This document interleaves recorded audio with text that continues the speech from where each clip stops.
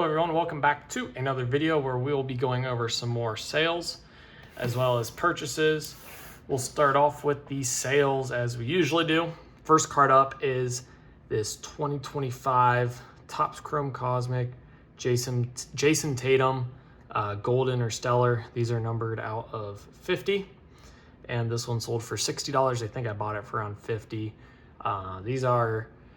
These are pretty clean cards in general. Like, the look is good. This one did have a soft bottom left corner on the back where it's green, so it doesn't seem like it would be an impossible card to grade, but you definitely don't have an all white back, which typically I try to find cards with all white backs. I feel like they grade a lot easier. There's just less room for the card to show flaws.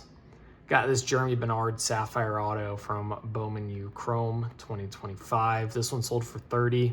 I bought something before the playoffs, months ago, thinking that, maybe he would have, a big breakout in the playoffs. Not huge into Ryan Williams. He doesn't really seem to have many big games, so I thought that Jeremy would carry them.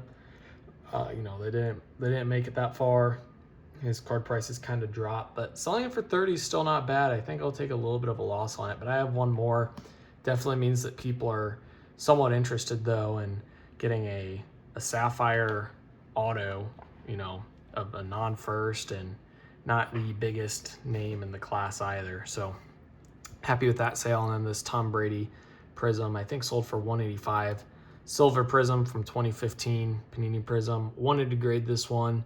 I think there was just some surface issues on it, which I did disclose in the eBay listing. So happy to get $185 out of that one as well. That's a pretty solid sale. So we had 3 raw cards there, and then we had some graded cards, which were all TCG. We have this 1999 Pikachu First Edition Yellow Cheeks. This one sold for $270. Bought it for $200 raw, got it graded, so I was into it for about $225. So, after eBay fees, I'll probably walk away with close to $230, which would put me at a $5 profit. So realistically, close to a break even. This grading order, like I said when I did the reveal, was more about learning, and yeah, there were some higher value cards in it, but it's because I thought I could do well on it. I think that, that top left corner being white like that really knocked it. If it hadn't been as noticeable, probably would have gotten 8 and been a lot more valuable. But good learning experience from that order. But, got to move the cards and put the money somewhere else. Sold the first edition Ampharos Hollow from Neo Genesis for $165. So that's actually going to make a decent profit. Bought it raw for about $80, I believe. Selling the card for $105, and selling it for $165 leaves room for a good amount of profit. Very clean looking card. The only problem I could see would be some sort of scratching on the hollow, which I know is very popular from those older cards. These next 2 cards I was really hoping would grade out well. The 2021 Pokemon Sword and Shield Mew V. This one got a PSA 9. Sold it for $125. I think I bought it raw for around $100. So gonna lose just a little bit of money, but that's normal for a 9. But 10s on this are like $350, $400, and it's got a good gem rate. So I was really hoping to get a better grade on that card, as well as this Pikachu V Max that I also bought for around $100. This one sold for $120 though, and a PSA 6. So again, pretty close to a break even. A slight loss on a PSA 6 of a modern Pokemon card is really good. I couldn't tell you what was wrong with this card, but my guess would be that there's just some sort of surface flaw that I could not catch. So again, some pretty strong sales, some pretty not high-end sales, but it's not like they're $5, $10 sales, a lot of $100 plus sales, which gives me a lot of money to recoup and put into purchases like this. So let's get into our purchases. First up, we got a stack of stuff from DC Sports 87. First up, Bobby Witt Jr. Chrome Rookie. You can see here there's already issues on it in terms of the surface from when the card was made. That's pretty common with a lot of his rookies they bought. But I got this at a cheap price, so I'm fine with it. Going to be holding it long term. Bobby Witt Jr. fan. I also think his cards are a good buy. You got the base rookie Eric Hosmer, nice PC card here on the Sepia rookie auto. These are actually numbered out of 99. Don't remember what I paid for it, but it was actually really reasonably priced, which I wanted at auction. We've got the blue geometric color match Witt Jr. from 2025 Bowman Chrome, numbered out of 150. We've got a Serenity Cooper Flag, just a base.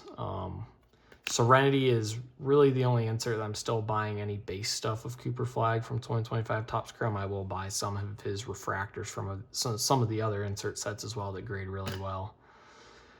I don't know if this is going to be a PC or maybe I flip once he makes the Hall of Fame, but I do really like Joey Votto. He's one of my top 5 favorite players of all time, arguably top 3, but this is his Bowman Chrome X-Fractor rookie, which is serial numbered out of 199 on the back, 15 of 199 there. So that's a nice looking card. And then I ended up picking up, 5 Paul Skeens refractors from 2024 Topps Chrome update, and realistically hoping that 3 of the 5 are gradable. I know his stuff has dropped some. He struggled a little bit more this year, but he's still, in my opinion, he's going to be, a pretty dominant pitcher in the league for, a while. I might be wrong, but, there's a bunch of young players out there. There's not a single one you can say is guaranteed to be a star for the next 10 to 15 years. It's all guessing, and, I do think that Skeens is dominant. Even if he needs, elbow surgery at some point. I know that there's some concerns with his RPM on his pitches, especially his fastball. Plenty of people nowadays recover and come back stronger. Like, look at Verlander. Went back to Houston and ended up winning 2 Cy Youngs there. Russell Westbrook. This is like a $2 card. You can get this. I'm just going to hold this one long term. Future Hall of Famer. First year back of Topps Golds licensed. So yeah, I'm going to be buying that. There's another Bobby Witt Jr. Base rookie. Good insert to grade is the Rockstars, really high gem rate. I need to start looking into getting glass canvases again because I won about 50% on the glass canvases I have so far, and they've got really good returns. So I need to look back into those margins. Rockstars, the graded values are kind of dropping off. The glass canvas seem to be holding or going up a little, probably just because it comes off as a more premium set and doesn't have an 80 to 90% gem rate for most cards. But still, good looking Giannis card. Finally got my hands on a gold base set Steph Curry.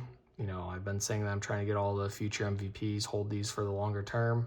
Didn't have any Curry, finally got one. If it's gradable, I'll grade it. If I think it can get a 9, I think those cards are worth grading. Otherwise, they're not. PSA offered me like $51 or something on my Jokic 8. I made profit on a good amount of profit on a Jokic 8 gold. So if they look like a 9, I'll still send them. Red, white, and blue Curry looks like it might be a little bit off center, top, bottom. That's okay. I think that would be a good hold long term. We've got Isaac Hadger on the helmet, his rookie card. Very nice looking card. The Kimmy cards, after he just won the Belgian Grand Prix, absolutely spiked. They had kind of dropped down to that $80 to $90 range, and then, I saw them go crazy up to like $150. Should have bought more, but I've already got quite a few, and there was a really clean looking copy. I put in an offer for $95 after qualifying, and then I didn't get that offer accepted, and someone bought it after he won the race, for 105. So I just should buy at 105 instead of offering 95, but that's okay. Can't get every single card. PC sports cards here. Throw one on there. Aaron Nesmith.